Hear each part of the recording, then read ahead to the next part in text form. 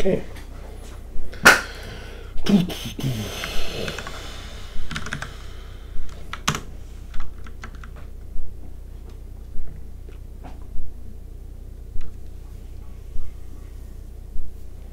Right.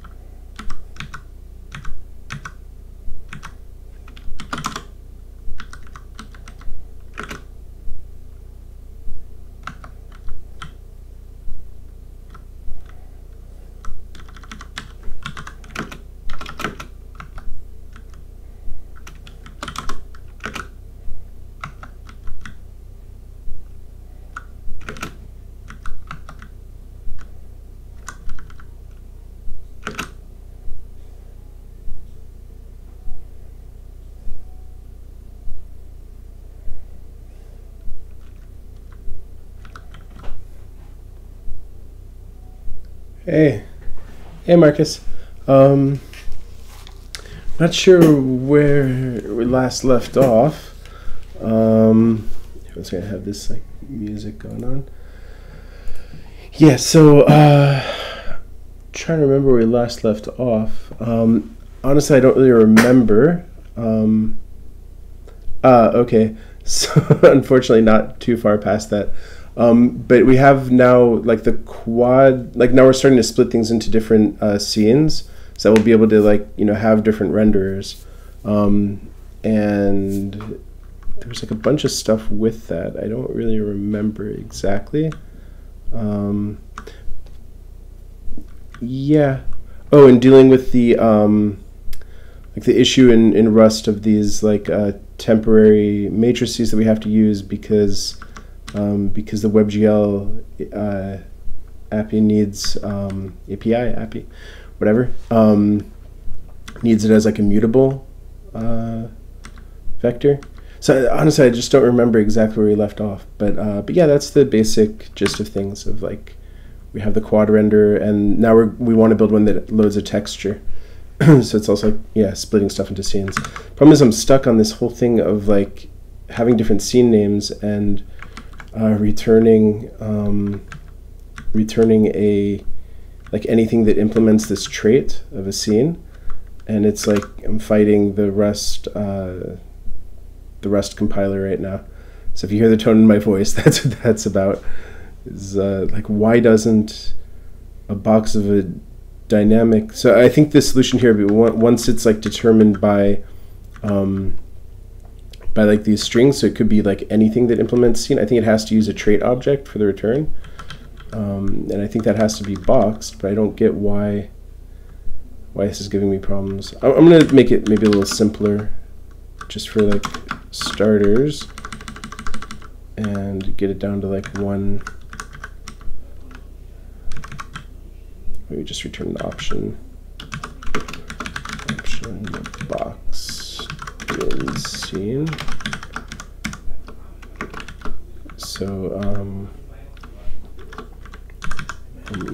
not even like switch on it.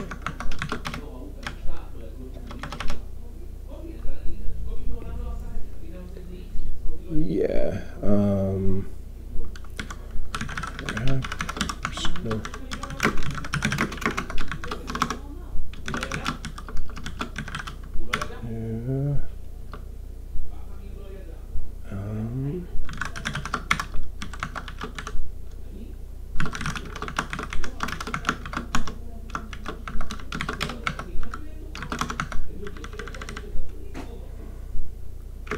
Alright, so what's up with this? Alright, the size values for scene cannot be... Right, that's why I'm returning it in a box. So what's the...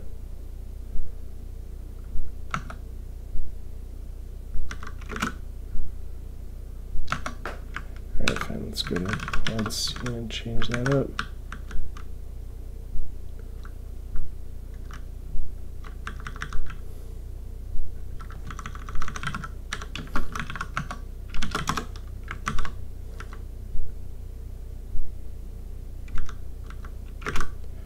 Weird.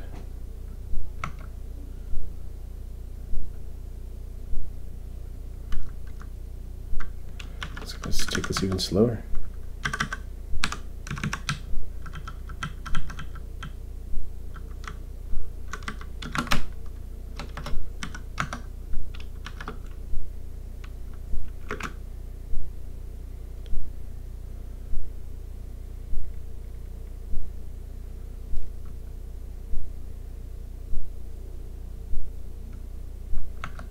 So there's this.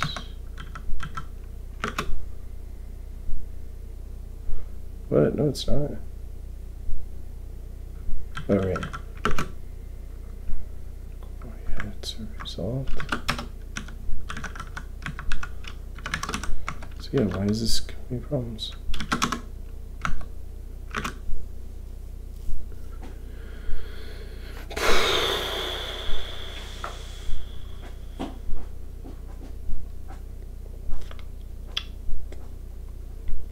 That's annoying.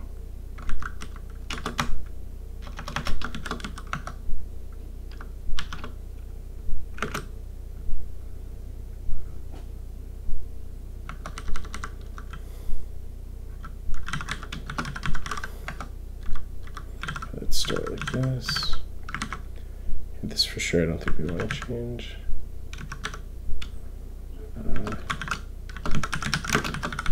Just get this going, right?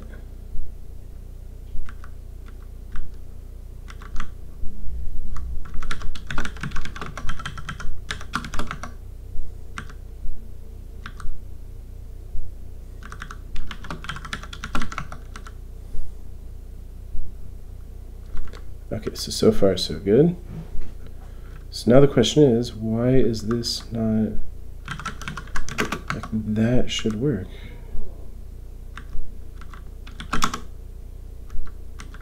Oh, okay. So it is working. So now if we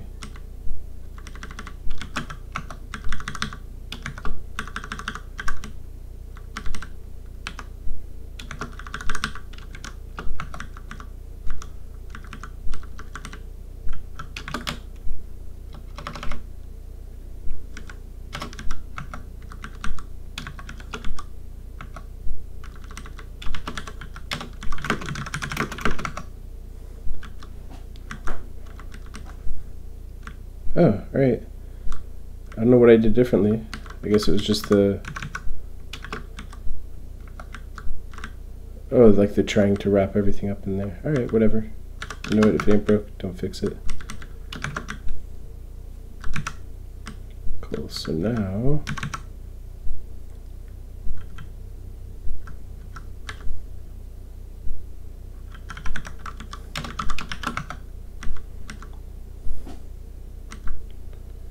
Oh man, what?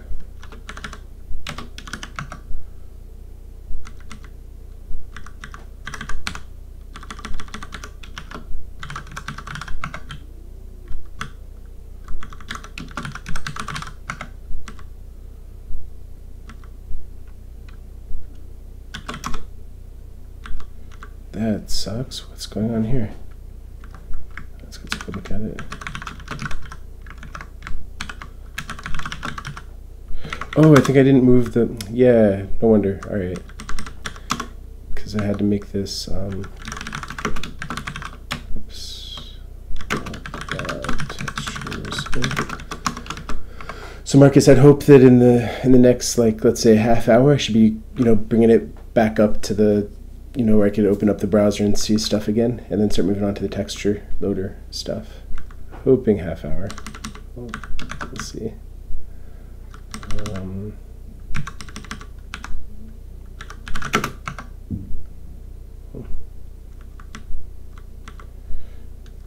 But right now it's not looking promising.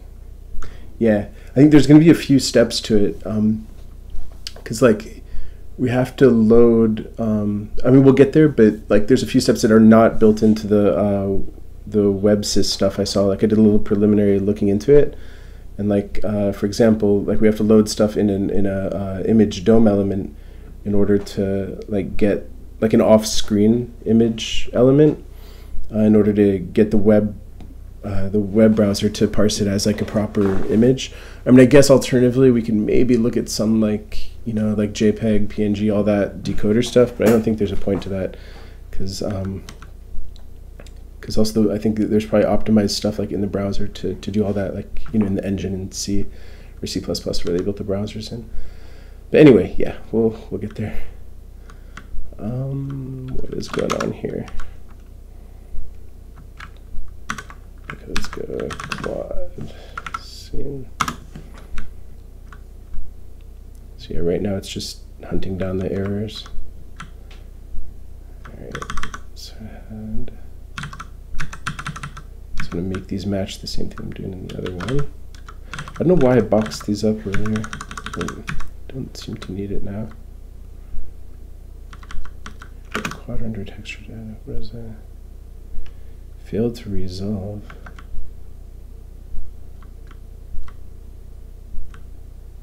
Oh, maybe I just like didn't.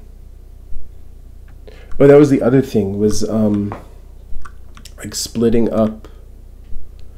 Right, this was I think something that happened in between last time, was like having really two different sets of like data. Oh, right. Now I remember. There's this whole thing of if we look at this scene, the scene trait.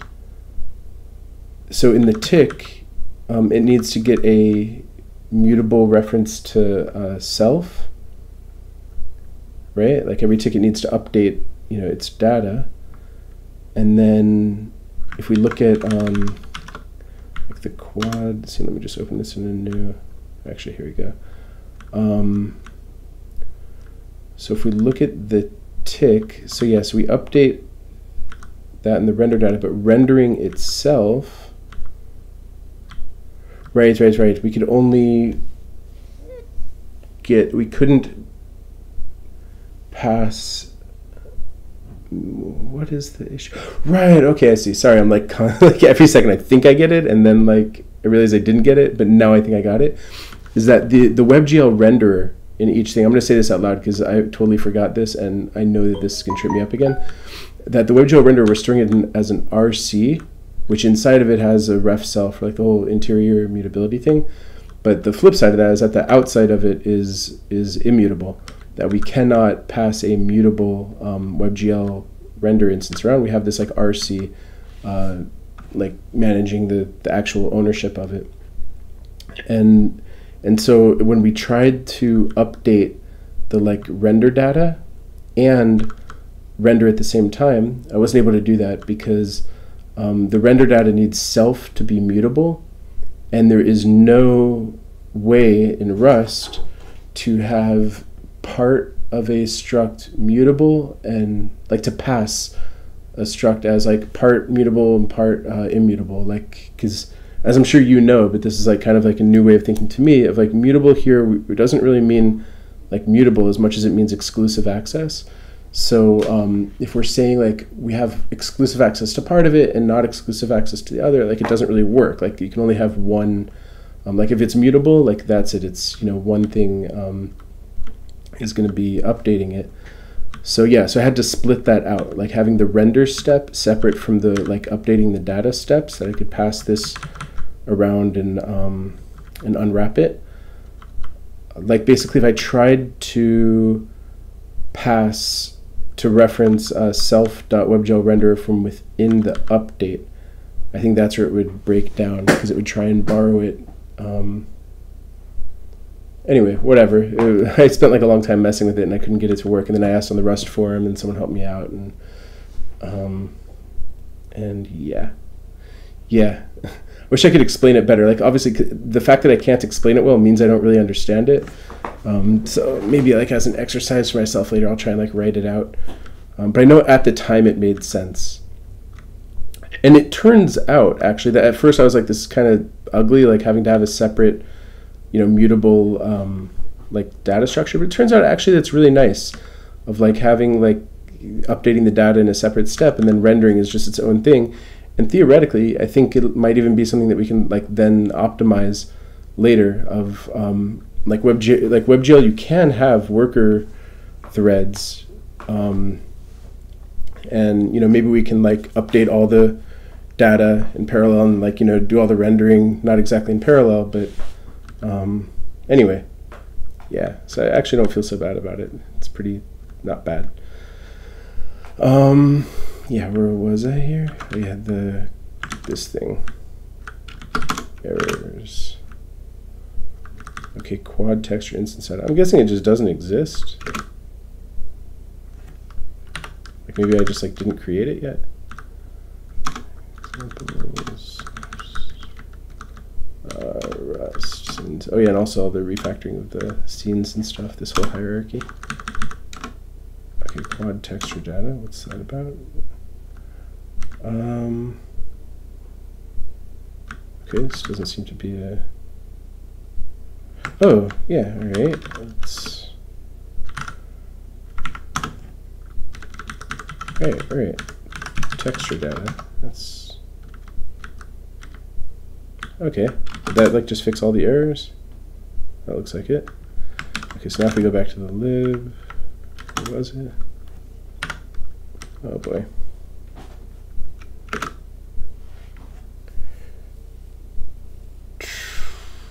Yeah, I know it. We're not passing. We're passing it. Wait, the size for value? No. Something doesn't make sense here.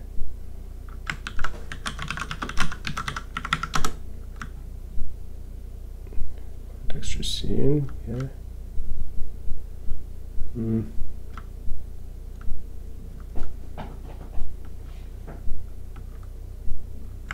So, I think I'm going to do the same trick I did a second ago of comment this out and then have it just pass the texture scene and see if that works, and then bring it back.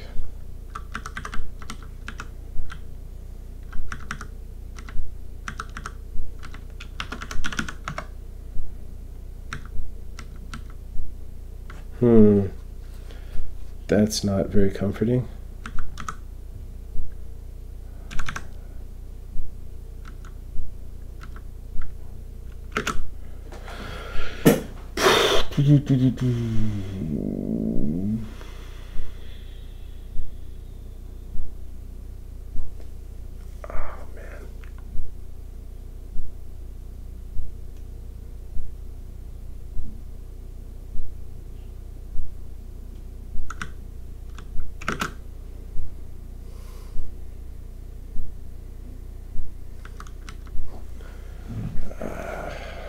This is really annoying.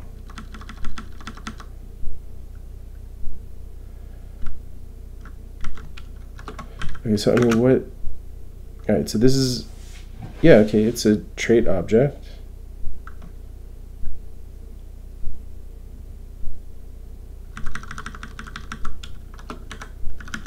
I mean, so what if I comment that out, then what is it?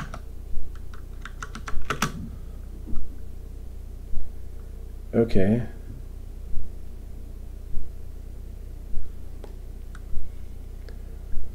So is it because it's, so maybe I have to wrap it earlier? Let's see what happens if we do that.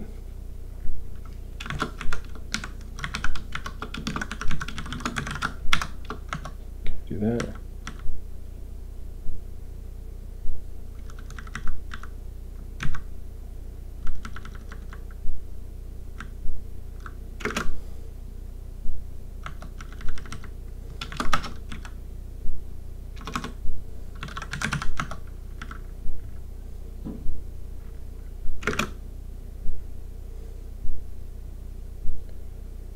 Okay, expected a trait object of scene and got a scene. I do not get that. Can I cast as scene as result scene? Can I do that?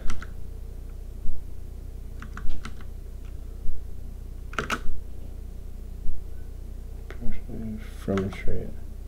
No.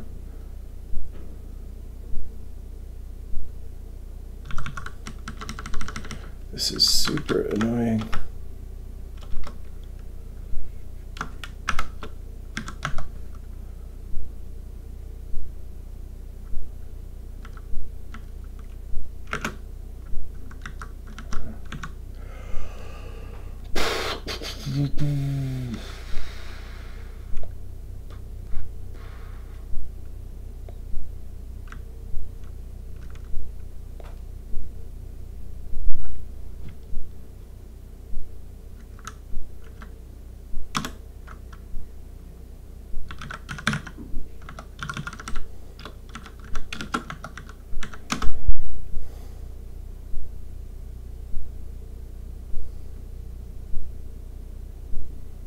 So the problem is for impl trait, it'll only work if it's returning one specific type of trait. Like, you don't have to know what it is, but it'll only work with one of them. Once you have this like switch type thing of where it could be different kinds, like the compiler has to be able to know which one it's returning. I think what it does is it's what's the word, monomorphizing. Like, it's actually generating like the right, the right code with the specific trait filled in. I found that here. Here's a from Steve Kolabnik. So you see here, like when I was looking up this thing earlier, that it cannot be used when the concrete return type is conditional. Right? That's the rub. Where it would work would be like, for example, over here, I could return, like I don't have to say that it's specifically returning this quad texture scene. I could say it's returning just like an impulse scene. So I don't have to like specify exactly which kind it's returning. But yeah, but over here, I'm screwed. This is so frustrating.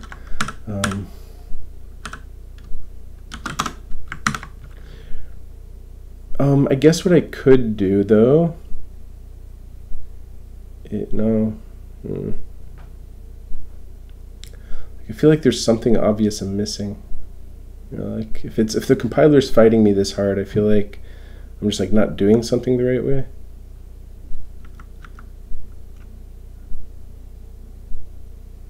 Because I did it as like a proof of concept just in the playground with like just structures.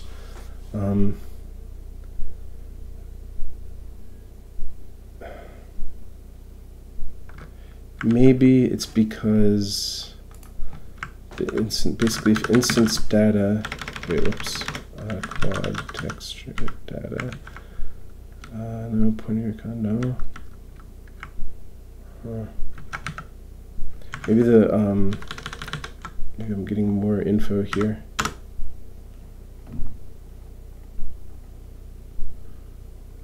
Doesn't have a size known at compile time. Yeah, that's what I don't get, is like I don't need to know. Oh, maybe I do it inside the match, even though I'm not returning it. I think that's where I was going with the box thing before. Oh, so maybe if I return it as a box in here, which I did have before, and I got rid of it, and maybe this is why I had it.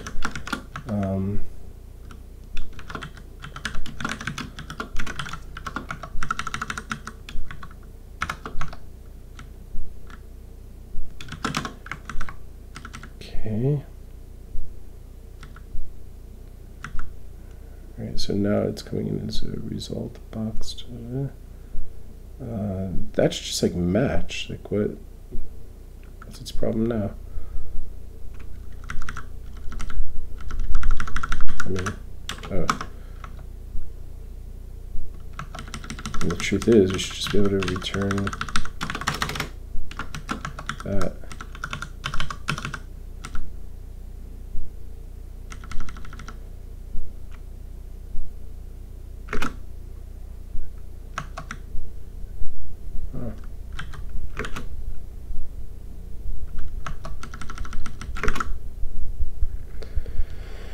Expected scene found.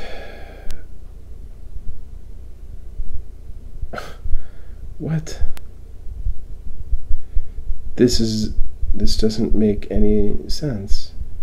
So it's expecting something that satisfies this scene trait, and I'm giving it something that satisfies the scene trait. So maybe the compiler will give us more info.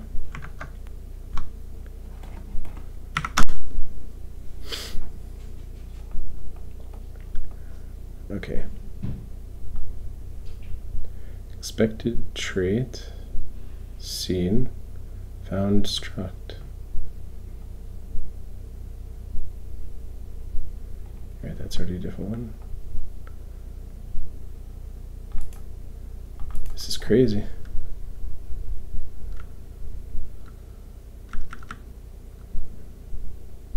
Salt box.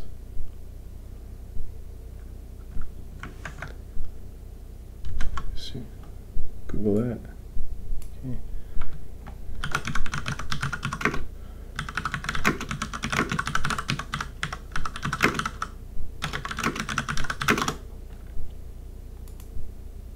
Oh, that sounds okay. All right, that makes me happy, 'cause that's exactly the area that we're talking about.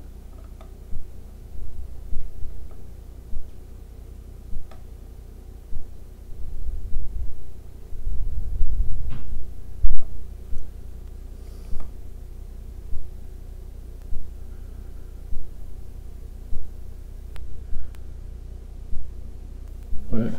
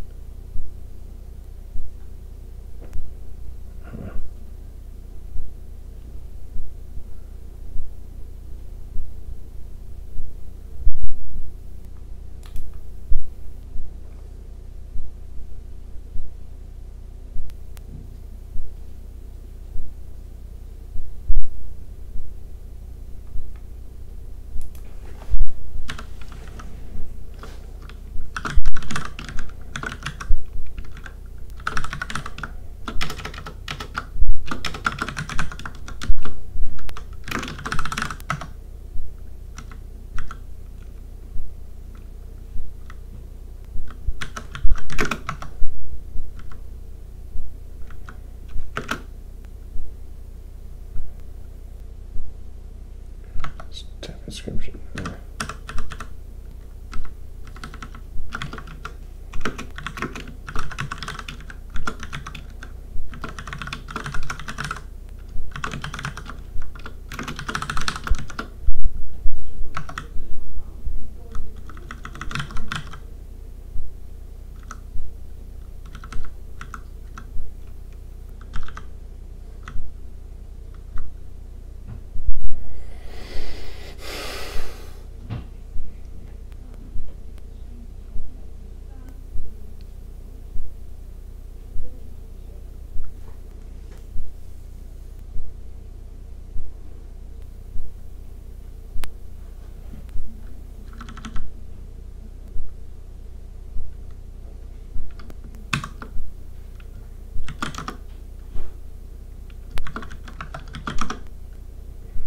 I mean, I guess what we could also do is just, not like this, but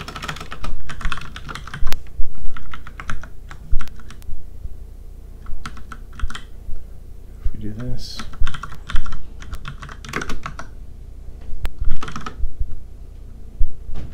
Okay, I mean, that works.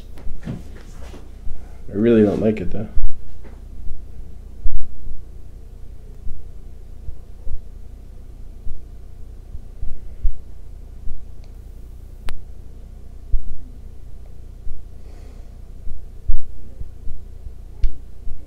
I think I'm going to post about that on the Rust forum in a minute. Let's see if we can at least just get this to work.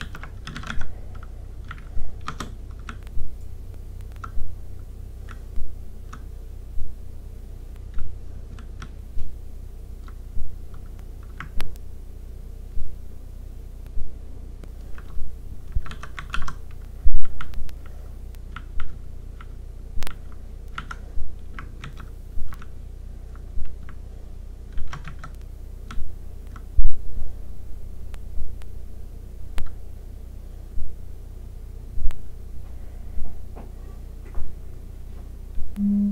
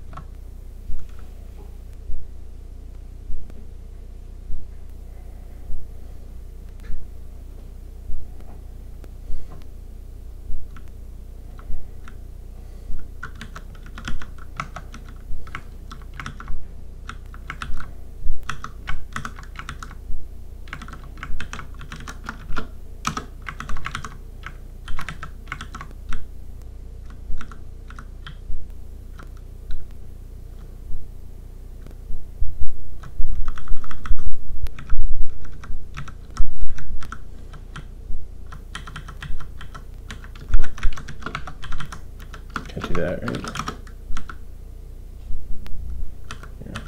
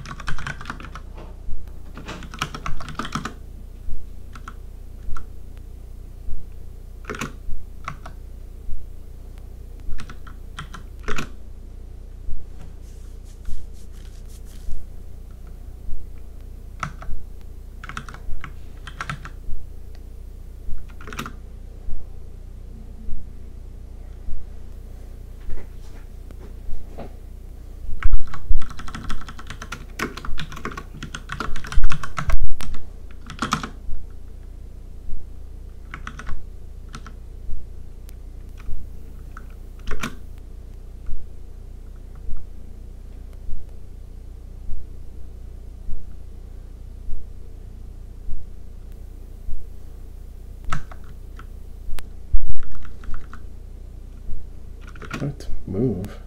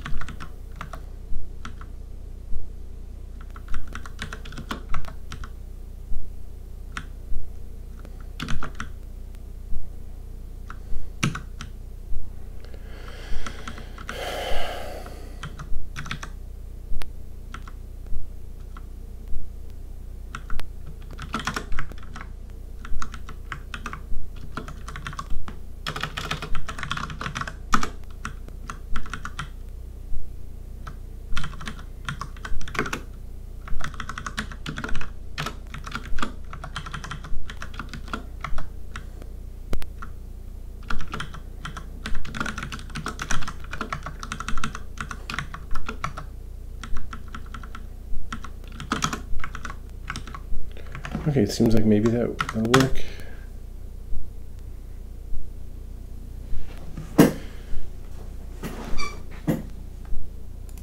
Okay, cool. All right. I don't love it. The whole. How do I even describe this issue?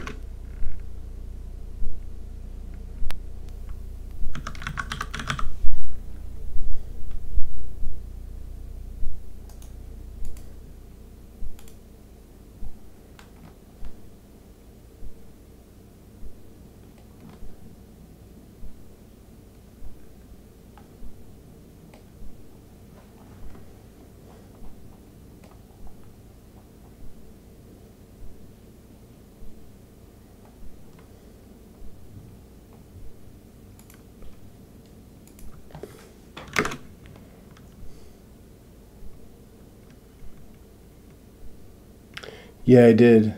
Yeah, I did try that, and it didn't let me do it.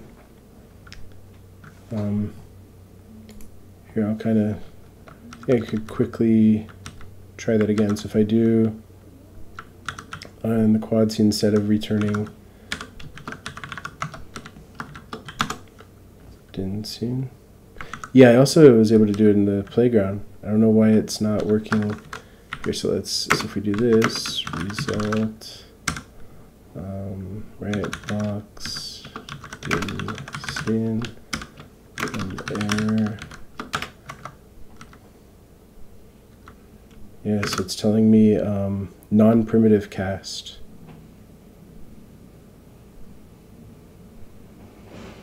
Yeah. So I think I'm not sure how to describe that.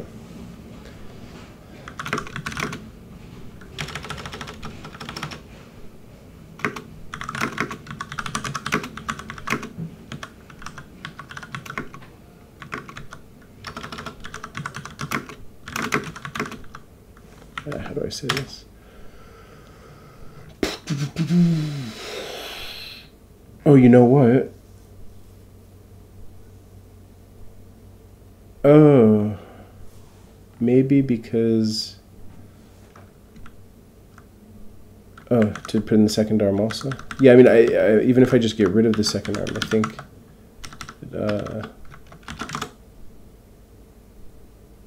yeah, it won't work.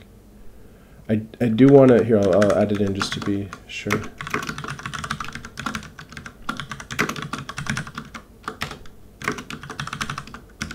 Sorry, it's getting a little crowded. Let me open up that screen. Yeah. Oh, but what's interesting, does it work on the second arm and not just not the first? Maybe there's something in quad specifically? Oh, hey, all right, we're on to something.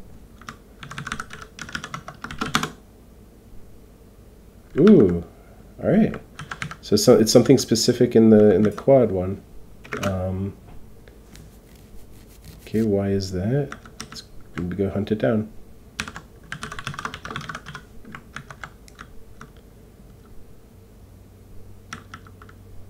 So I guess just kind of like compare the. Oh wait, no, because we didn't change the quad texture to return. Like yeah, we still have this here. That's why it worked. But whatever. Let's see.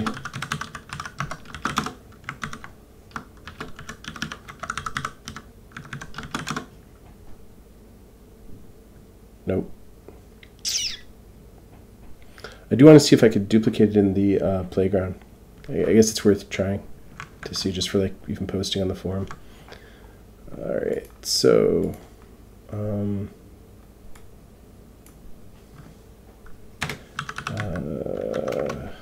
how am I going to do this? I can't duplicate all the stuff, so it's just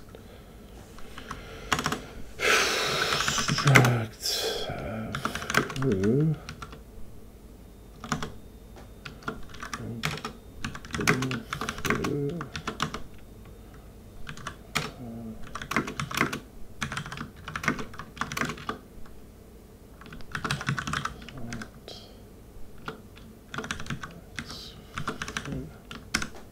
Right, that's kind of the idea.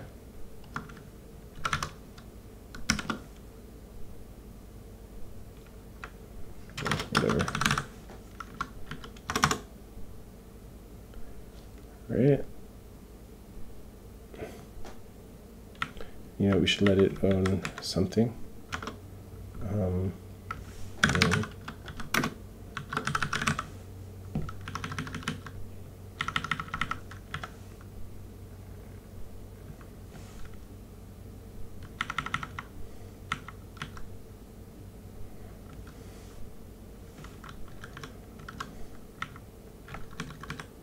Trade whatever my trait. So get right.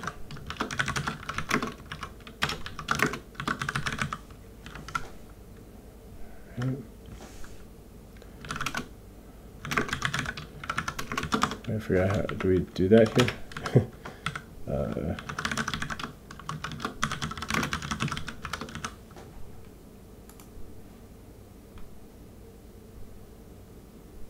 Wait, where's just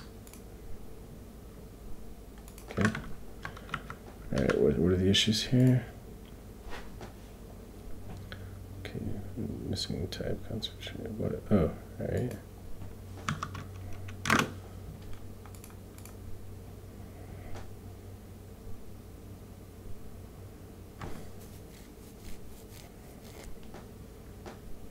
Right.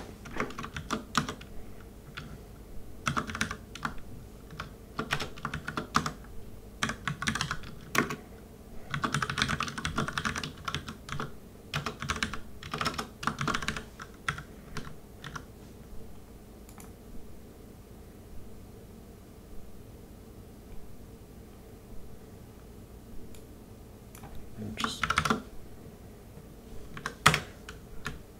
maybe just keep it simple. Yeah.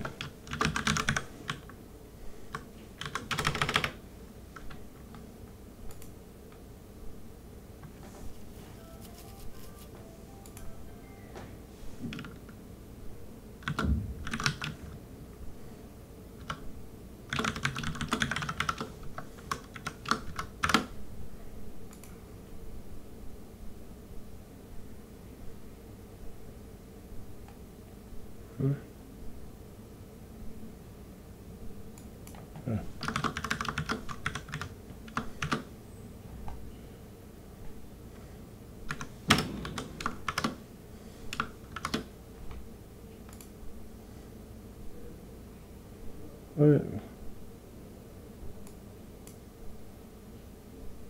Sandbox info. Oh.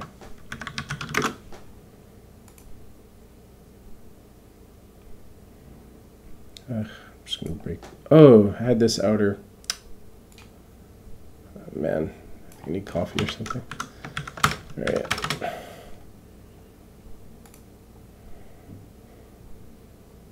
Okay. Just format this nicer.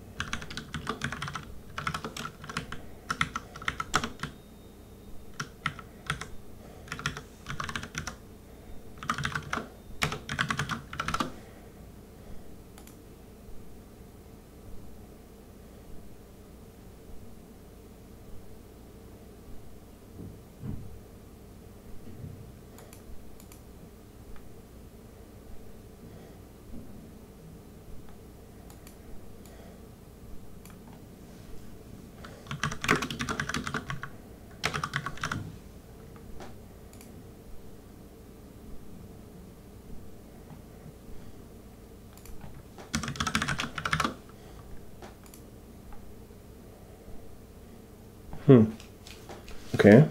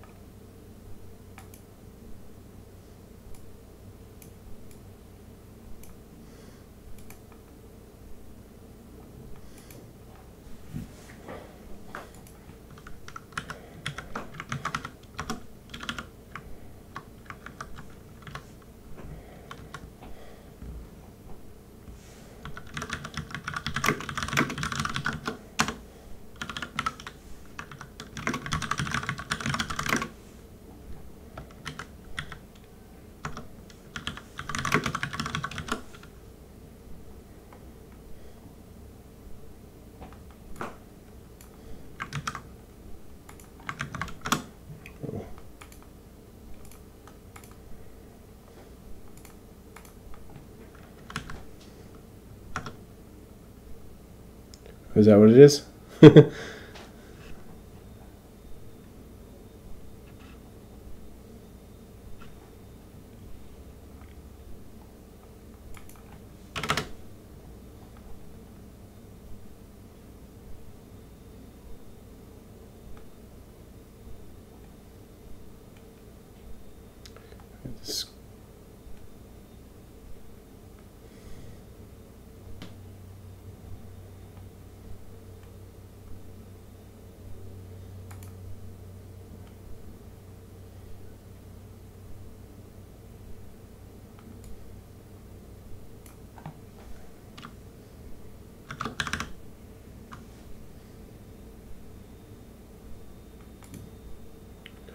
What inside of like this get obj?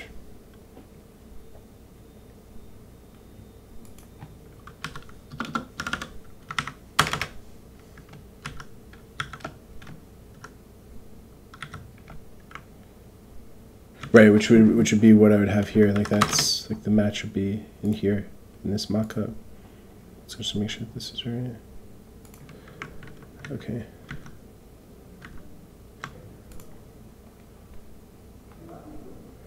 Like make this a little clearer. Okay, so one second, I just want to post this out there, just like get more information.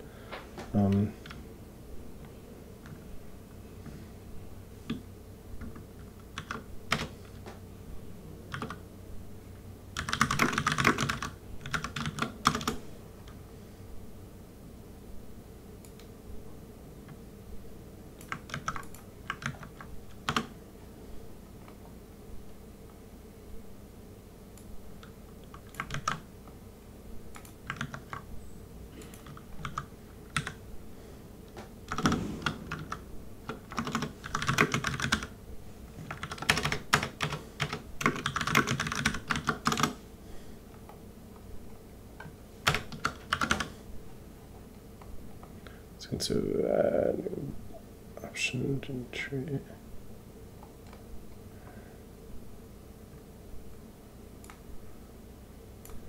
I'm confusing myself now.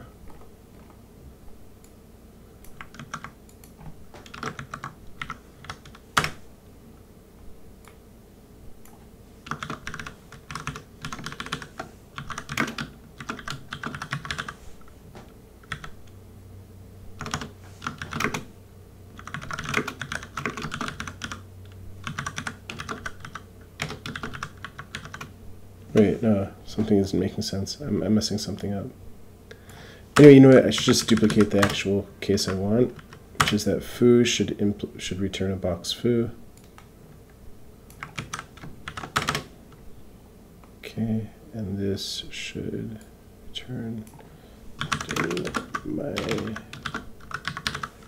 trait. Okay, and this will probably fail. Yeah.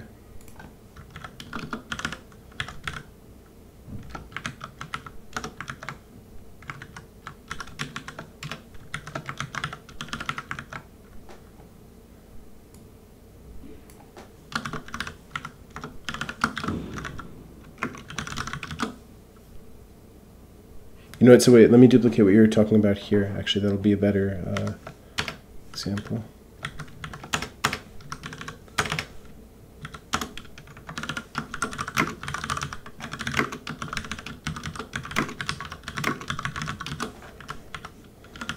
Okay, so you're saying,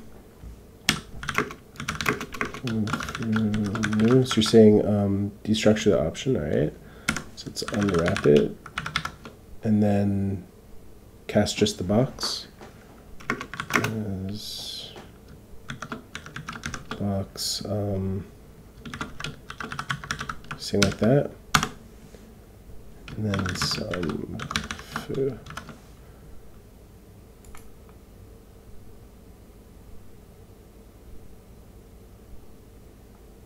Huh?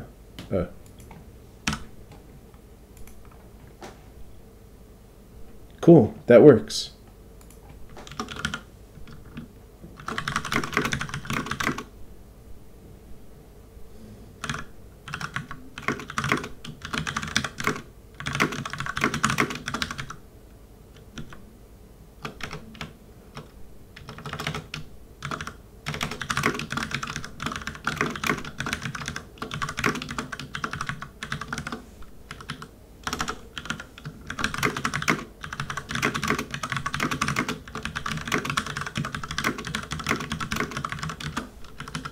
Okay, let's just be sure.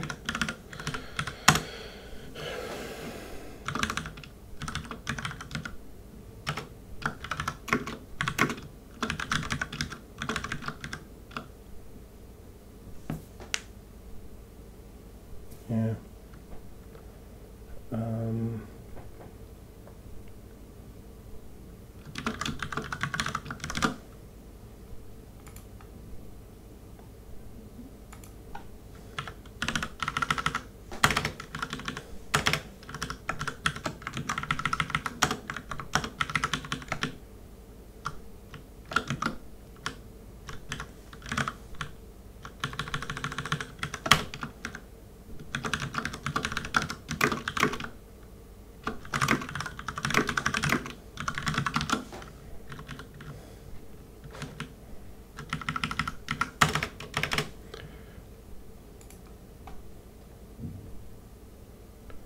Yeah.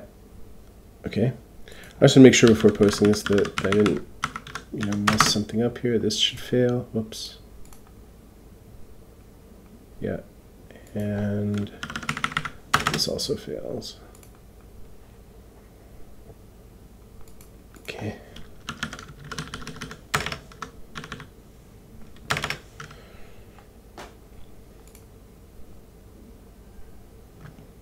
All right.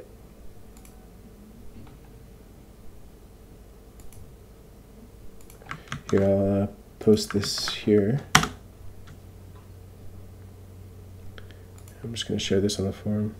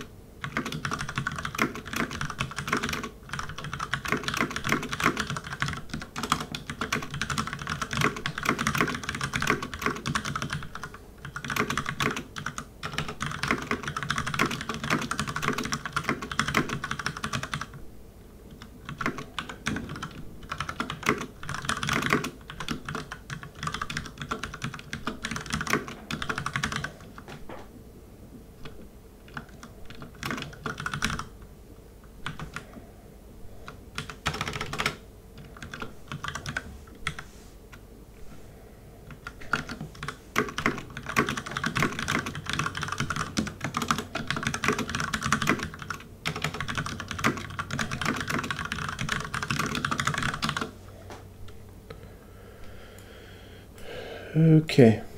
All right, so here I'll post a link to that topic also.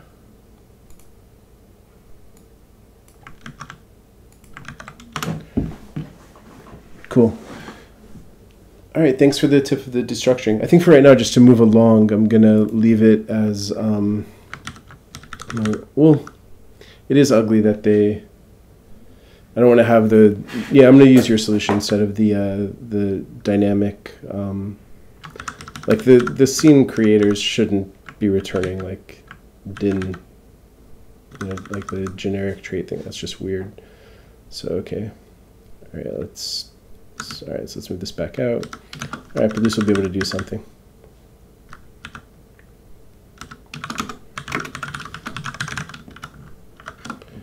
All right. Oops.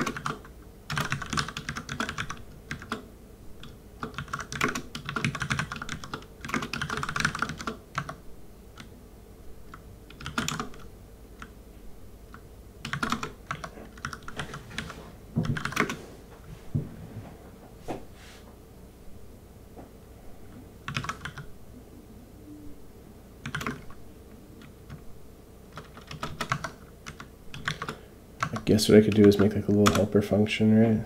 It's like,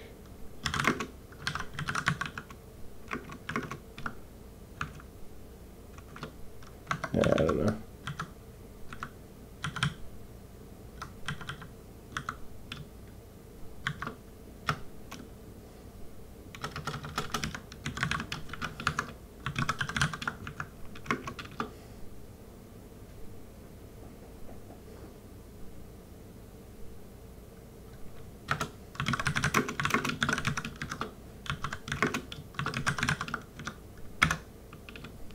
That work?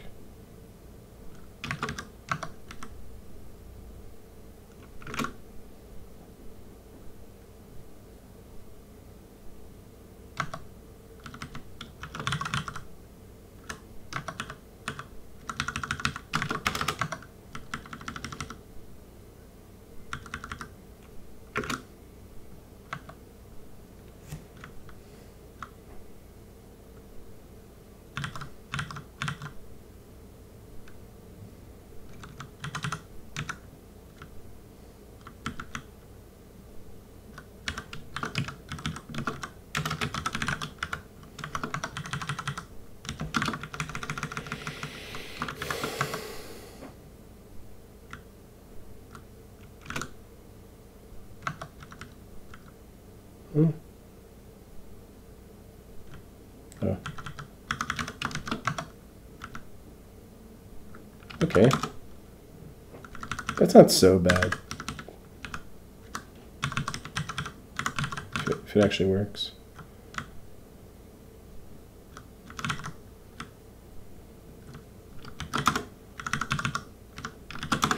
Okay. It's not terrible, right? I guess I could also move this.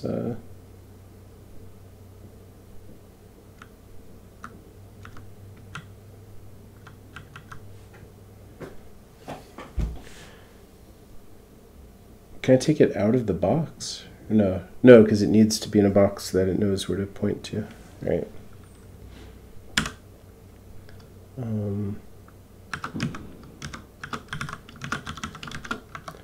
Wow, this is kind of ridiculous. All right.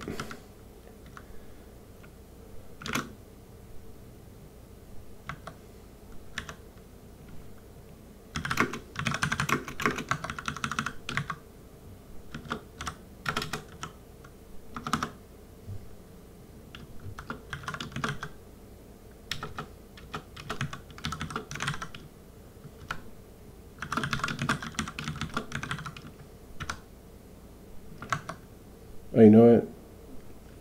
If we pass, no, wait, no, it should. Right, yeah, it'll take ownership of it, right?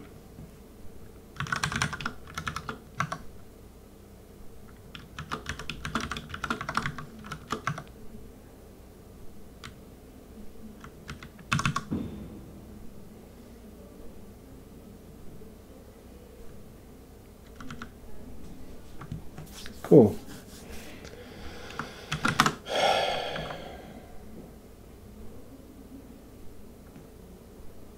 Where are we at?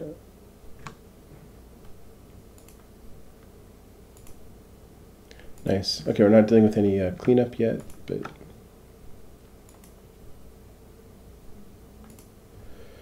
great. Okay.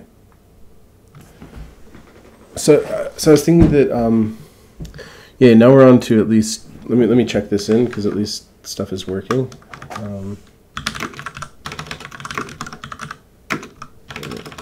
don't remember what I changed.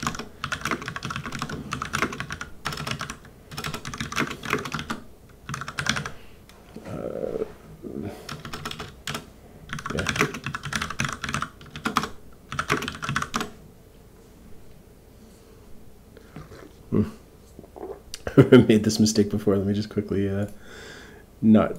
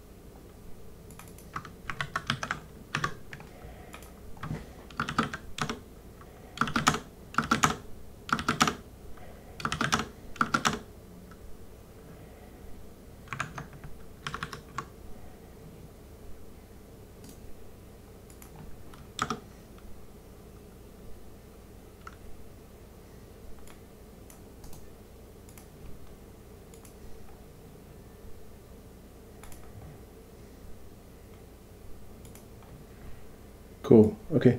Marcus, are you still here? Because I thought maybe you'd want to give some feedback on the next thing you'd want to move to. Like I have a couple ideas, but if you're around, like, yeah. Okay. Cool. So so I think that let me just start up Vim again. So now that we have it set up, we can actually go to the specific scene. One idea I was thinking was instead of so like the overall goal we know is like that I want to kind of approach what I had before on PureScript. Where is that? TypeScript? No, not PureScript. Yeah, Pure3D. Sorry, 1 second. TypeScript Pure3D. That's not it. Can't remember my own. Yeah, there we go. All right. No. Sorry, man. Just give me 1 second. TypeScript. That's got to be it. Yeah. All right. So what I originally did when I built the renderer the first time was kind of just walked up through the primitives. So we had like, the truth is like I actually started with like 3D boxes and stuff, and then using this optimization to do stuff. But within the textures, just loading like this fireball graphic, and then like let's say this sprite sheet of animating between it. What I'm thinking of doing now instead is one of the things that I'm really curious about is when we switch everything to Rust, like kind of like to push it for performance and see what we can get out of it. So what I was thinking instead of doing like doing this, like matching this demo, is instead to try and match the Pixie bunny test, which is, let's see, bunnies. Where is it? Bunny mark is what they called it. Because Pixie is, I don't know if you're familiar with it, Pixie is a like WebGL powered 2D render, which is awesome. But it's really based on like this sort of Flash scene graph type thing. So there's this, you could just like dump tons of bunnies. Yeah, and this thing is amazing. I mean, this is actually kind of ridiculous. So yeah, I'm at, okay, now it's starting to slow down. So I'm at, no, never mind. It's like, how far do I have to go to get this thing to like actually slow down?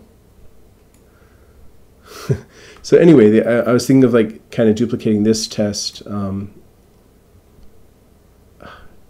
right, so now it's dropping like 2 frames. So I think basically when we get to like 100,000 bunnies, then I think I start, like even when I let go of the cursor. I mean, it's still like 56 frames a second. But anyway, so I was thinking of like kind of aiming to do this, you know, for the sake of comparison. So yeah, it's starting to drop some frames here. So the other idea would be to kind of skip all the 2D texture examples and move right into doing some 3D stuff. But the truth is that I really want to do the 3D stuff around the GLTF, because like there's really no, I don't think there's a benefit from like the renderer perspective of like something I could really abstract around to provide. Like, you know, if I can provide loading GLTF files, then that, you know, that's something useful. But if like we're just going to have like a, you know, primitives like a sphere and stuff, I don't think it's so useful, because like you could just create a sphere and save it as a GLTF. So yeah, so I think for textures, it's kind of like, you know, where to go with the quad stuff. We could also do like just a simple game demo, but I think that for the render, I don't think that's going to be so useful. Bunny thing first. Okay, cool. All right, so let's aim for that. Okay, so I actually, a while back, I think I downloaded, yeah, I was looking at React and wanted to build like a React WebGL reconciler. Like instead of, like, I don't know if you use React, but if the code will make them parent learn. Yeah, I agree. Yeah, by having this like stress test, that's a really good point. To like, instead of just putting stuff on the screen, like being able to see like, whoa, like if we're underperforming Pixie, like we have a problem. So yeah, good call. So yeah, I had this idea a while back that I did like a bunch of tests around of taking React and then building a, I think maybe, did I see it pinned up there, or at least some version of it? But like building a reconciler around it, because I mean, React is its whole thing, and like I guess it's not the context of like what we're going in the direction of with Rust and everything. But with React, basically, like a lot of people don't know that React is really React, and then React DOM, and then you have like React Native, and there's not a lot of React reconcilers out there. Like it's basically React DOM and React Native, and like nobody uses anything else. But I realized, like, you know, let's try and build a React like WebGL thing. So I did a bunch of tests and you know, to try and find also the performance issues. So this React Pixie, I tried wrapping Pixie. It was before I got into WebGL directly, I think. So yeah, I had this bunny thing, right? So I think I have the code. My point here is that I want to grab like the graphics, and man, I don't even know what I was doing here. Bunnies, yeah. Okay, you know what? Let's just grab it from Pixie. Mark source. I just don't remember where I grabbed it from, though. It was easier for me to remember where I grabbed it in my own project, but maybe not. Okay, cool. Cool. Deploy maybe? Yeah, all right. Images, rabbit. Okay. So we're going to have to like parse this stuff. Okay, I think this is a good starting point. If we can get one rabbit bouncing, then we'll get like, you know, more and more. All right, are these all individual? Yeah, all right. So they're not even in a sprite sheet. I'll make it easy. Unless it's this lineup. Yeah, all right. No, they do have this sprite sheet thing, and that's really cool.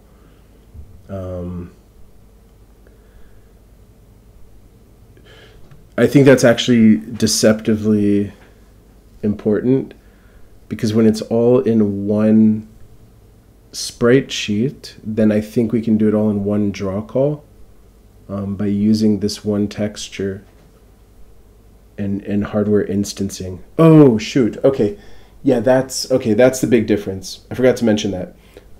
If we just do like a basic quad texture thing, then we don't have to get into like instancing, which lets us do like crazy optimizations of like redrawing the same thing in different ways. But I never did instancing on the previous render, and I'd like to do it here. So let's go for it, and we'll just build up to it. I'd like to have it early on. So okay, let's download this thing.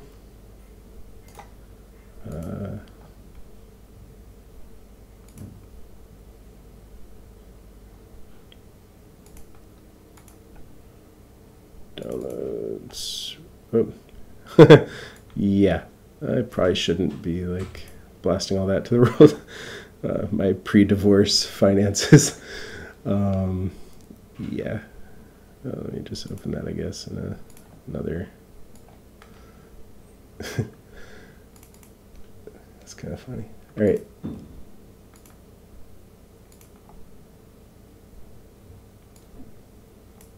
Truth is, I could delete all that stuff. Yeah. All right.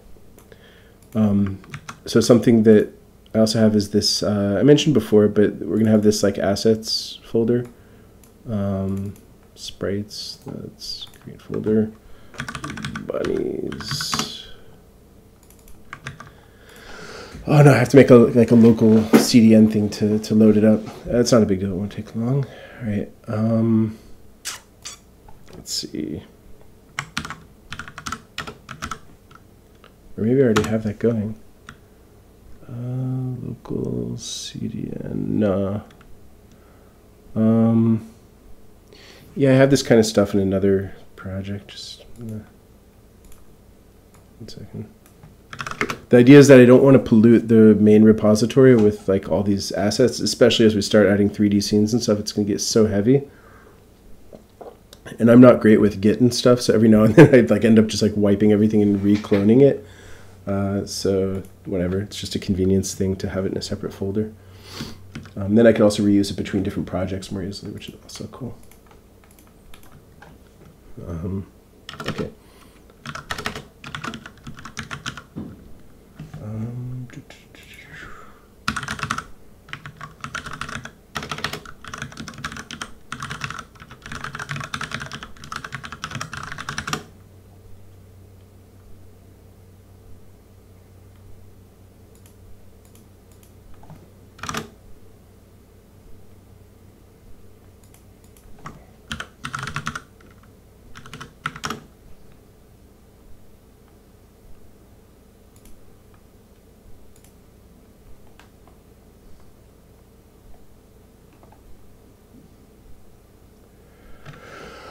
I should probably put this in like a .env file, right?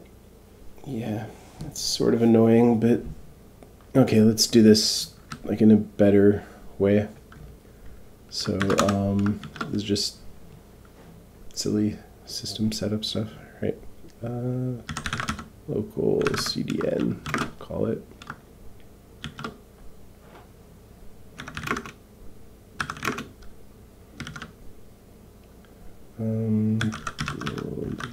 Or let's say wtils.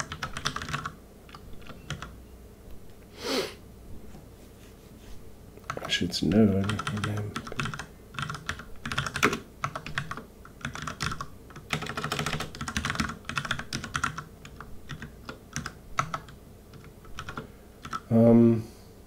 Yeah.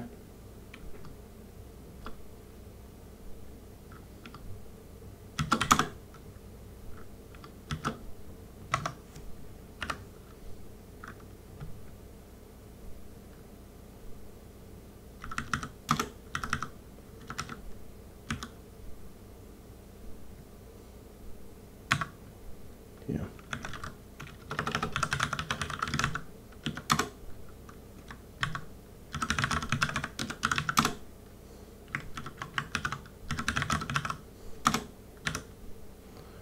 man, Node.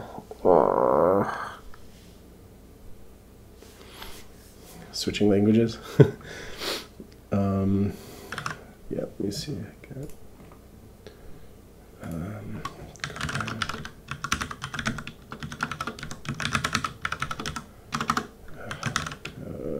no, not Echo.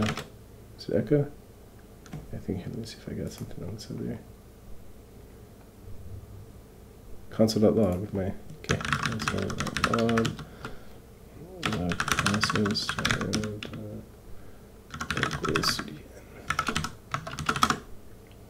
Alright, it's probably gonna do nothing now, which is what we want.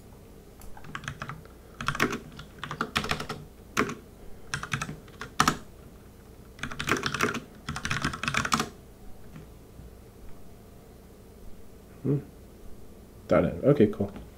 Cool.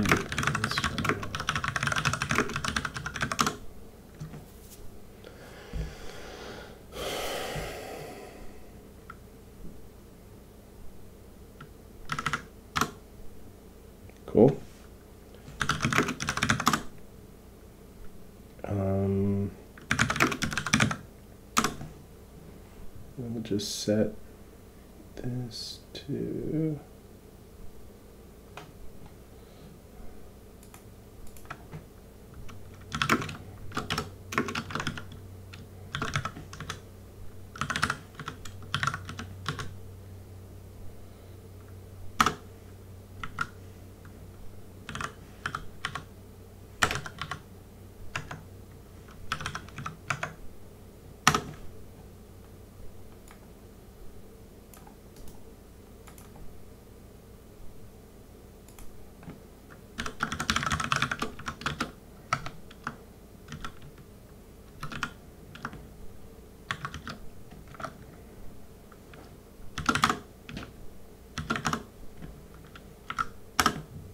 no.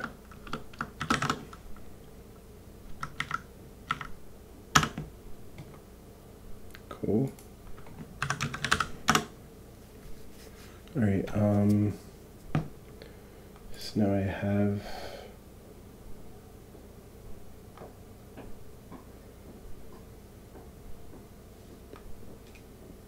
Do I want to use Express?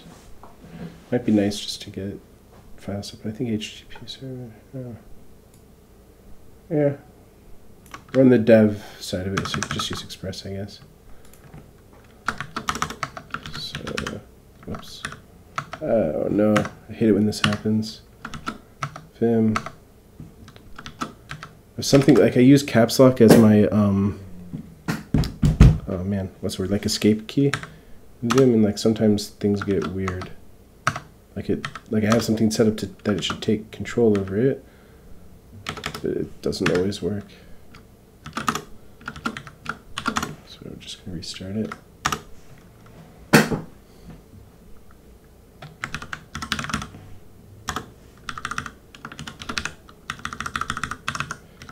Okay. Yeah, because all these course things and.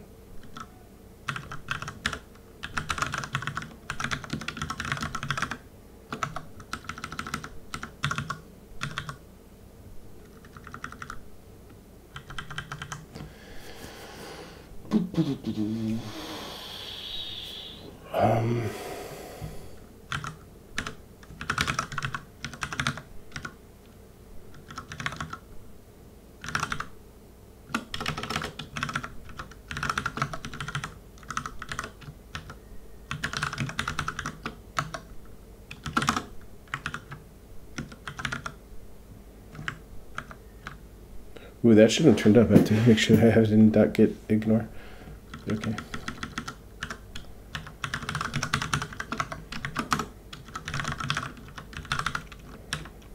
Whatever. Oh, wait, isn't there a whole thing of like Rust is like a certain, like we spell Rust on the phone? It's like I saw that in the dev guide. It's a cute thing. Phone letters to numbers. There's got to be a tool to do that, right? Really, there's no tool to do that? like easily.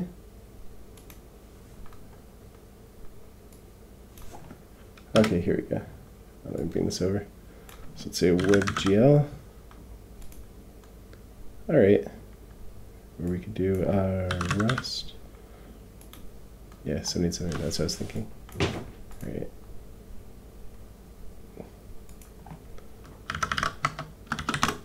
Okay.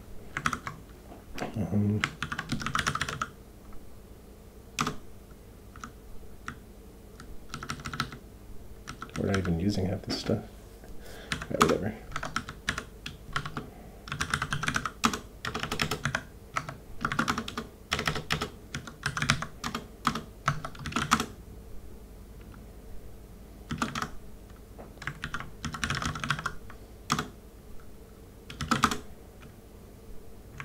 Okay, so now if we start it up, okay.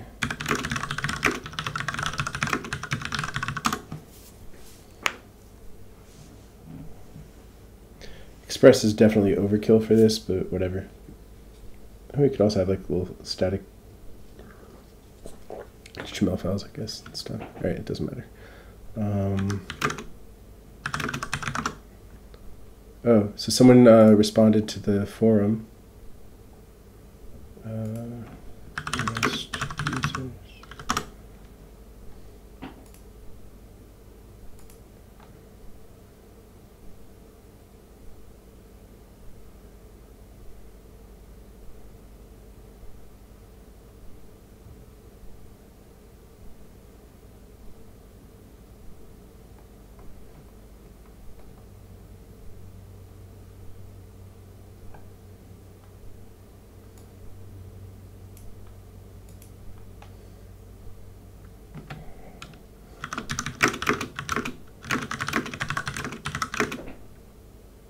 Yeah.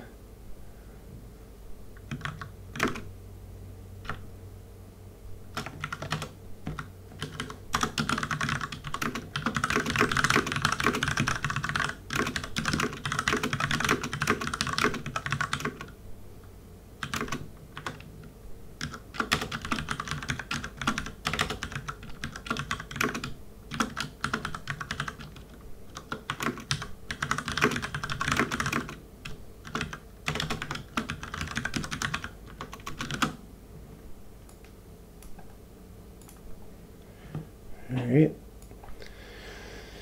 Oh, whoops, I ran the wrong.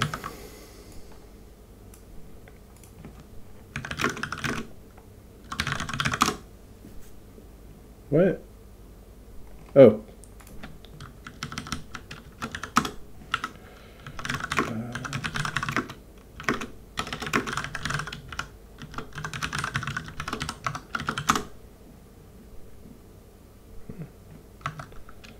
What? File is okay. Cool. So we can.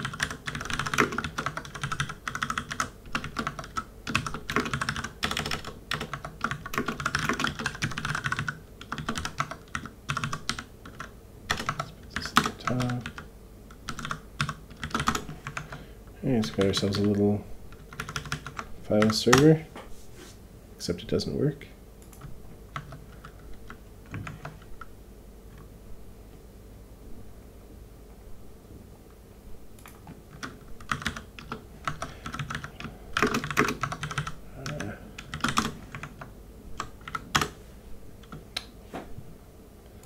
Screw it, Node. I don't really care. If I was transpiling, I usually, whenever I do JavaScript stuff, I use TypeScript to transpile, so I don't have to worry about all this.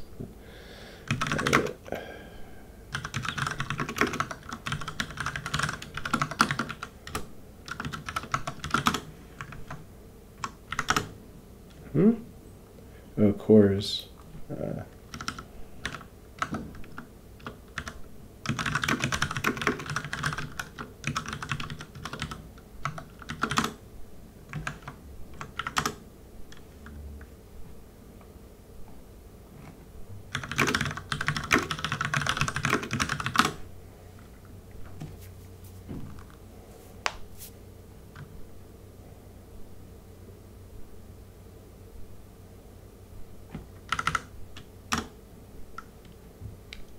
Serve index. What is...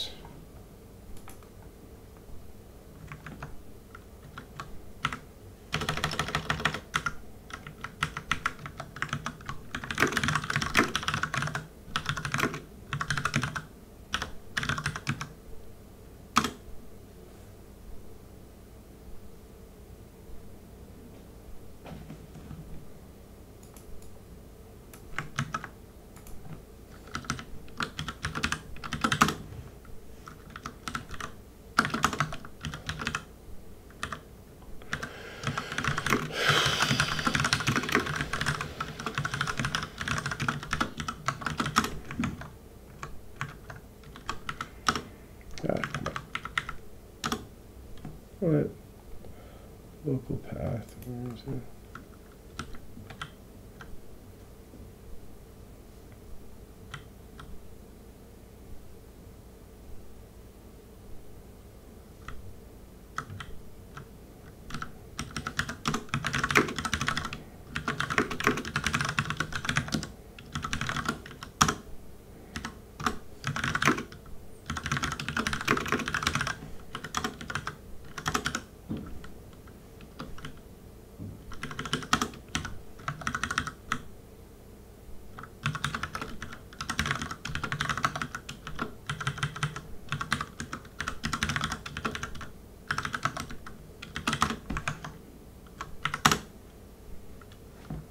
Great, okay.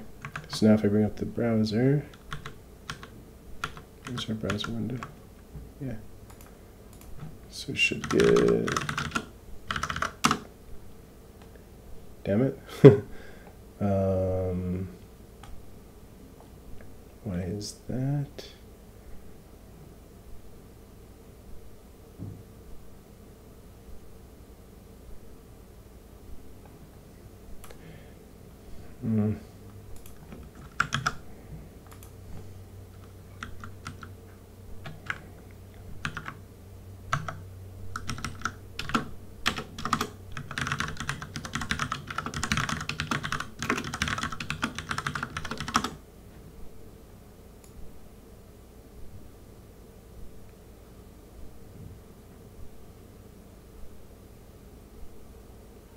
Oh, I think we actually have to...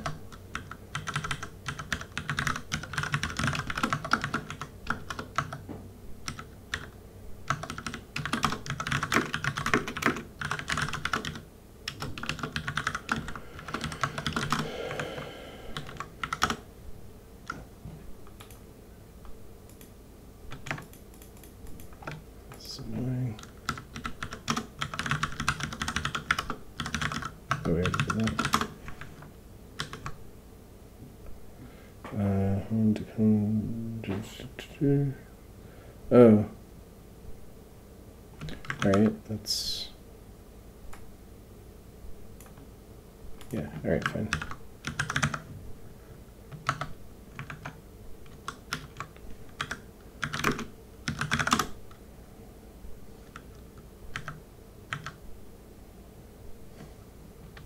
Where is .env already open?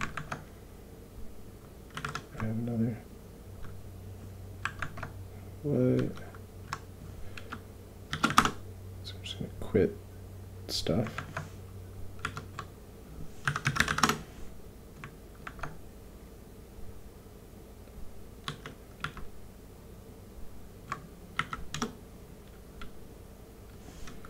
All right.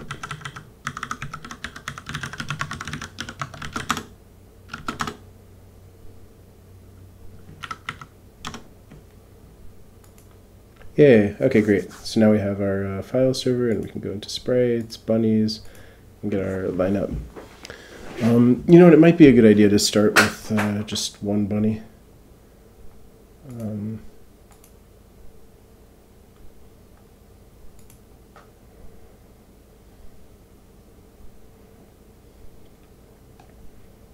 Get the Superman one. Yeah, I like that.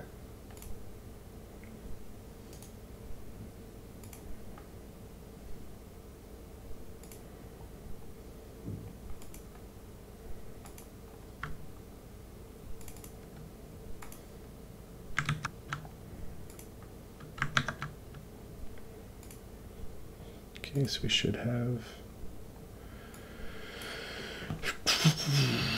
I'm getting a little bit lost in the browser windows. Okay,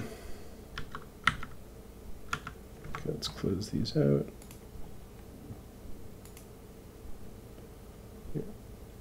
Oh, you know what? Why am I in Chrome here? I shouldn't be in Chrome here.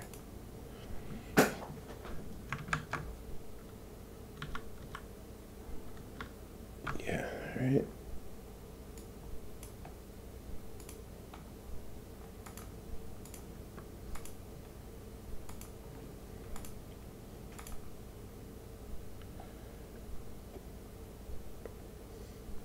Yeah, yeah.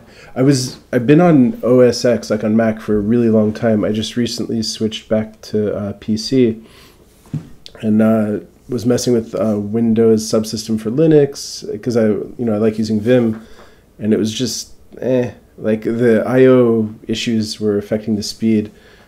It doesn't sound like a big deal, but when you're using it for like your code editor, like so all right, right on, cool. So yeah, I like wanted like for the same reason I'm sure you do, right? Like we want like the power of Linux and the speed, but we don't want to mess with like all the sysadmin stuff. So yeah, I'm liking it. Okay, so what I want is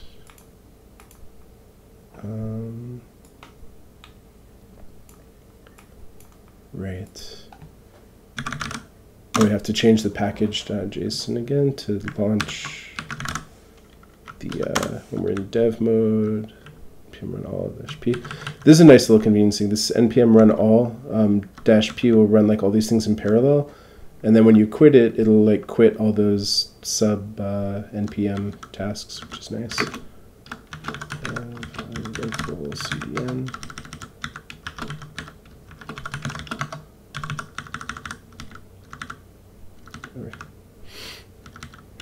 Okay, cool. So now when I run, where's our other window?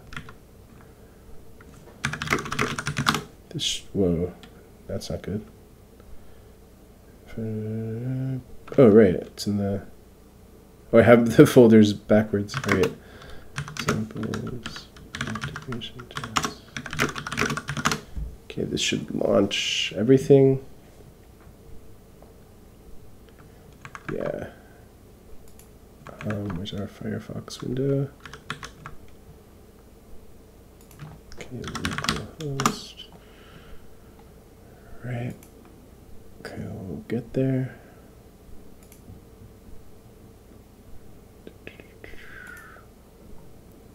Ooh, I'm gonna put that in the other. It's just a small thing like that. I know which window I'm in to be able to switch between Firefox and Chrome.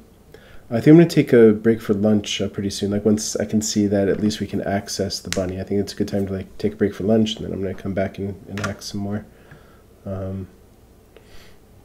So yeah, but I do want to just get like basically like that we can access. Like we'll just try and do a fetch on the object and see what happens. See if we could maybe see it in the network tab. I don't know if it comes through actually from WebAssembly. If we'll see, we should.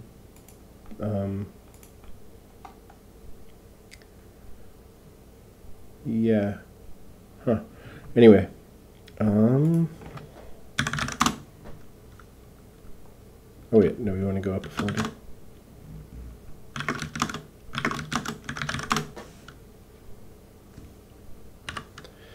Okay, so first of all, why are we getting that error? That's not good.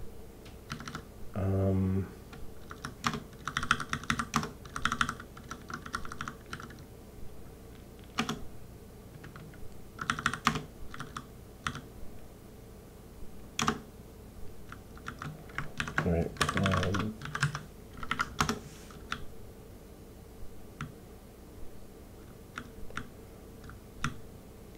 I mean, like, I don't get why we would get an error. And it's not telling us. We're not getting, after all that time spent on the error reporting, I think we'd get, oh, unknown scene. I must have, you know what, 1 second. Let's make that a little bit nicer. Lib. So we try and get the scene. So that's format.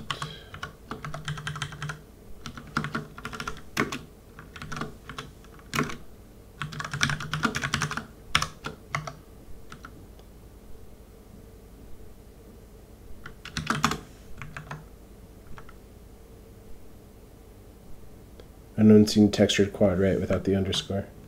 Okay. So that's just, I think, on the Rust side. Not Rust, React. I think I might switch to like hyper HTML just so that they don't both start with the letter R. But anyway. Scene.ts, really. Yeah. Scene types, I think. Oh, yeah, this is a bad menu system that I have going on here. I should really have like the label separate from the data.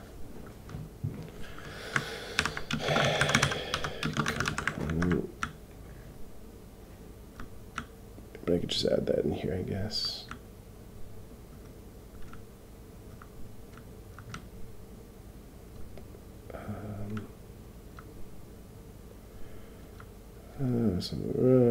Step props.scene.to lowercase. No, that's not what we want to do. What we want to do is, let's just make a little lookup. Scene.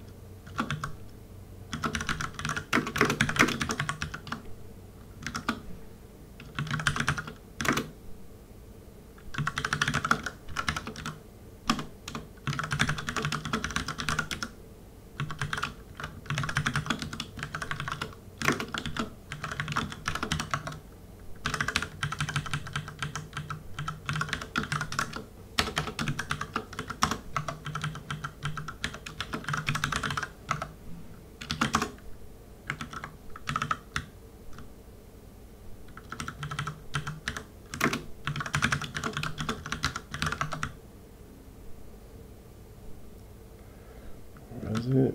Yeah.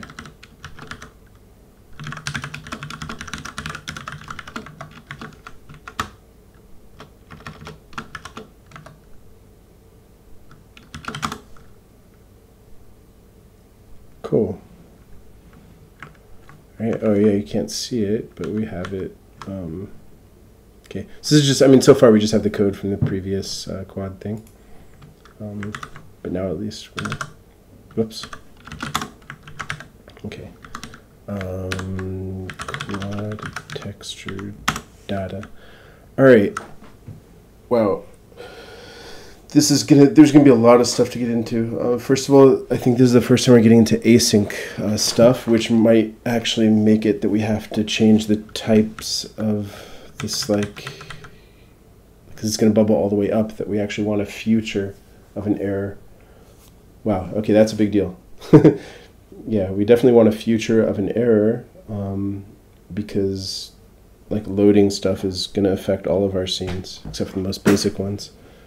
So that's going to be step one. If we look at the WebSys docs, I looked a little at it already, but we have like, if we look at fetch, I used to, okay, to Firefox. So I mean, here I'm not sure where. Let's see if we go up.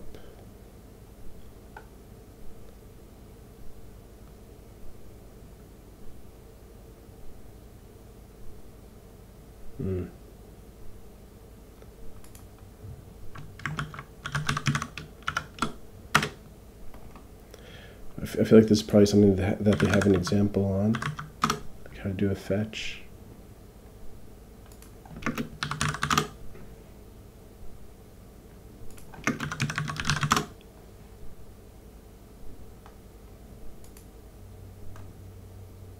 Using fetch. That's pretty cool. All right.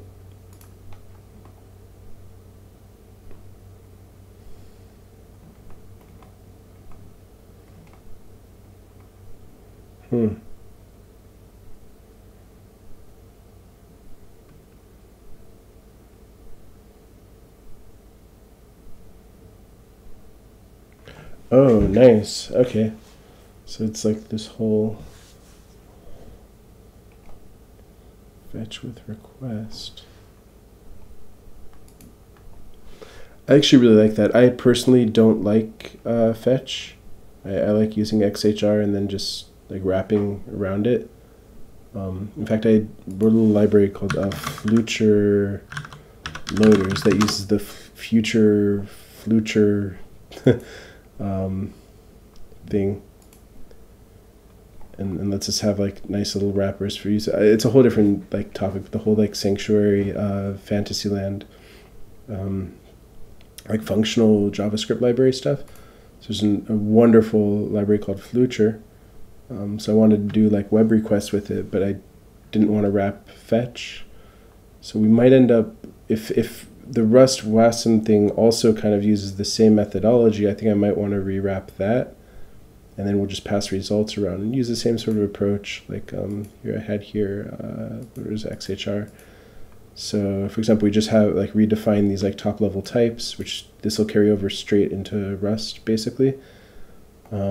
And then we could just easily like, you know, make, I mean, here it's all partially applied and stuff, but we'll be able to do like really easy requests, because then it all just boils down to like these helpers, like fetch URL. So basically it's the same idea as fetch, just with built-in cancellation and like handling the errors at like kind of a more hands-on, like we can more easily detect like what's going on. Like if it's canceled, you know, if the status is not 200, we could reject it instead of it, like that could be an actual error instead of it being a success with an error message. So I think stuff like that, I mean, it's obviously a little bit subjective of like, you know, how you want it, how people handle errors on the server side also. Like if you're also doing the back end, then, you know, an error, you might encode an error as a success, like a 200 response. And then it's just like the data itself, like you have like a JSON payload, and then, you know, in there you have your error message. But I don't like that. I think, you know, the status codes should be, you know, used for what they're for.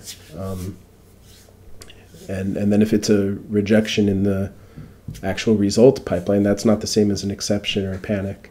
So I mean, that's a whole big topic of error handling, but I think it's pretty important, and I don't think the fetch and promise API gets it right.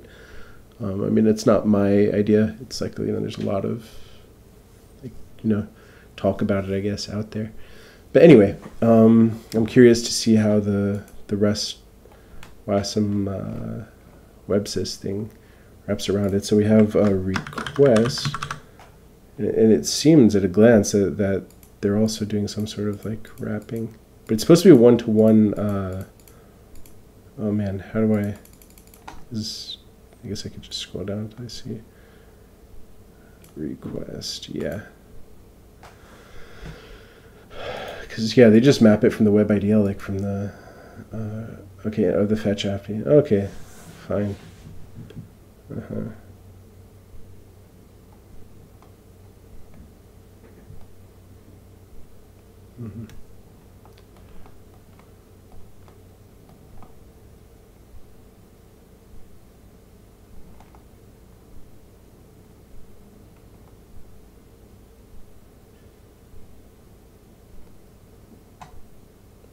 Yeah, so no, it is passed to fetch. I'd rather pass to XHR, but whatever.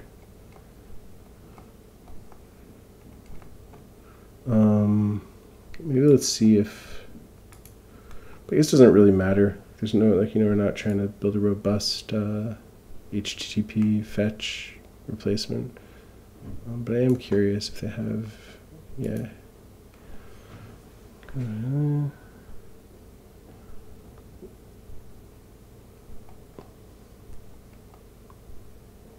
Okay, so for example, the XML HTTP request has an explicit abort, which I like. I think I prefer this. And then fetch, what'd they call it? It's request, window.fetch with request, okay.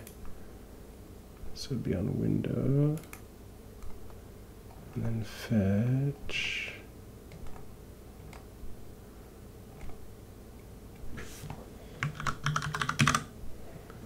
Yeah.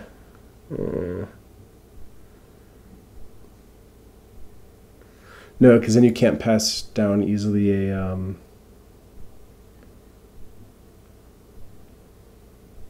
cancellation token. Don't like it. I'm gonna for sure wrap it. Use XHR. Okay, so at a very rough glance, let's see, what do we need to enable here to do it? XHR. I feel like I might actually want to make a separate Rust library to wrap around this. I think for now, actually, yeah, we'll do it in a different crate. So let's make a, and then I think I'll split that off into like its own project later. But let's call it WASM Fetch. Does that exist? No, not Fetch. I don't want to call it that. WASM Loaders. Yeah. WASM Loaders doesn't seem to exist, right? WASM Loader. Oh no, that's a different thing. Oh no, it's like to load WASM. That's not what I want. Okay, let's call it.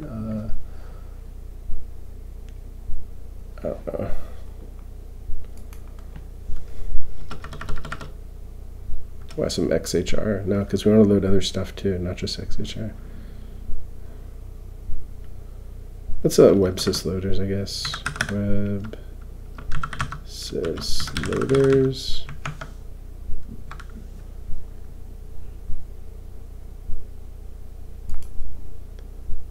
All right, whatever. We can always change it later. Whoops.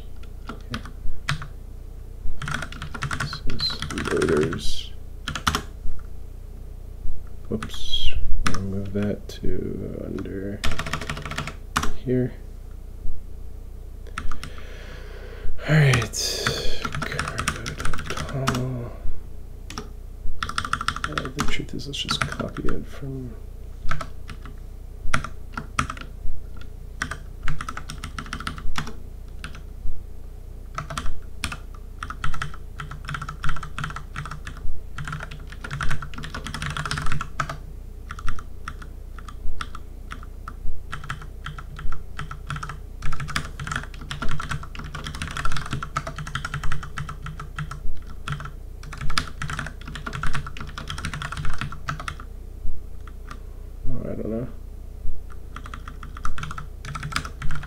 I guess I should just replace that everywhere. No.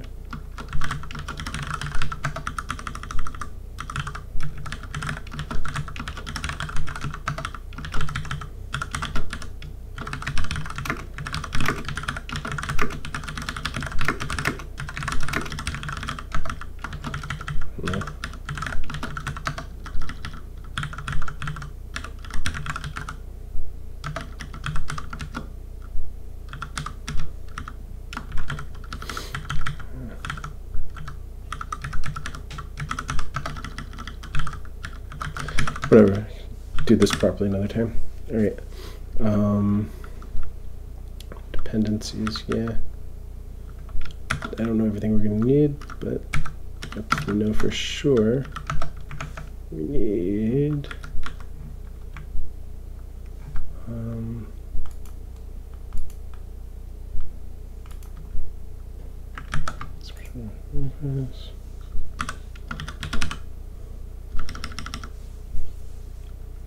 I don't know if we actually technically need WASM bindgen here because we're not calling to it from JavaScript, but whatever. I don't know. Right, target is just okay.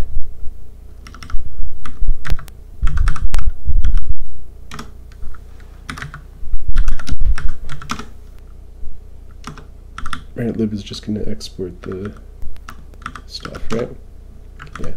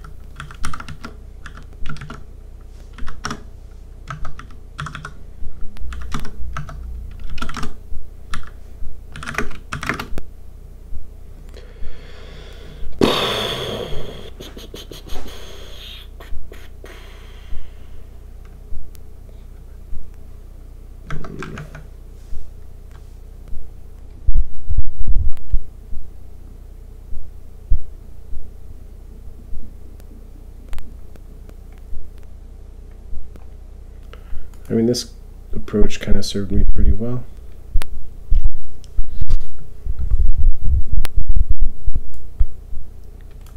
Guess I'll have to like kind of translate all this over. But you know what? I'm not going to do it yet. Just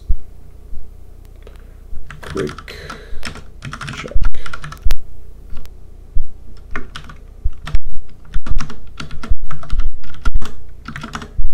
That's what I want to do is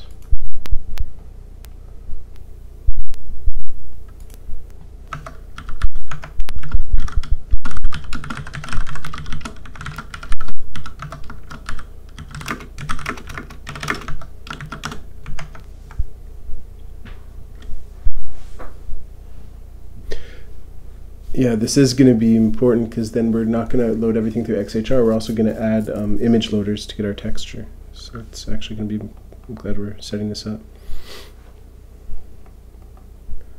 Let me just see what I do here.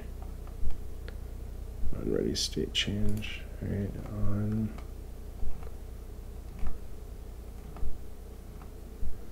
Start events. Yeah. Oh crap. This whole thing. Okay. Set on ready state change.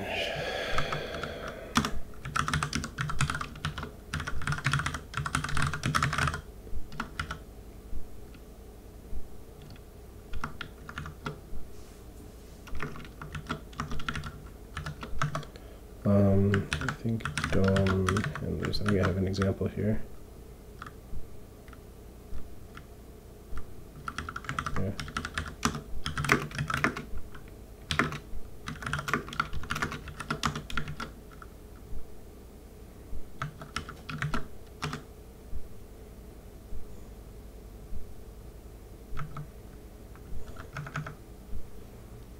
That's going to be confusing because you want to reference XHR from within, I think. Whatever.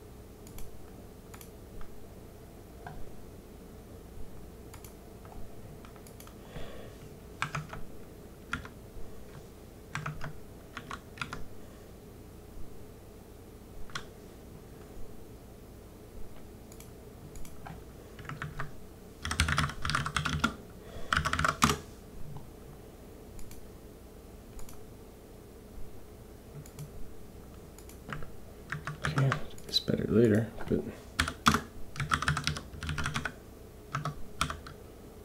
actually, let's just.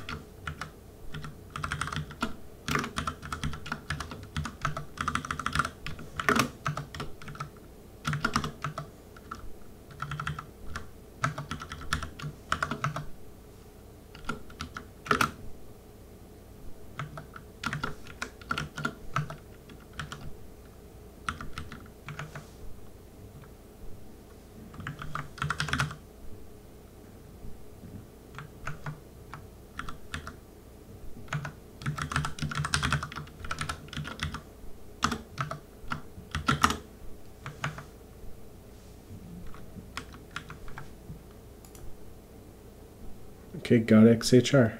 Cool. Unreachable executed. All right, so we're getting both panics and success. So that's weird. Yeah. In terms of the network, let's see if the network request is going through at all.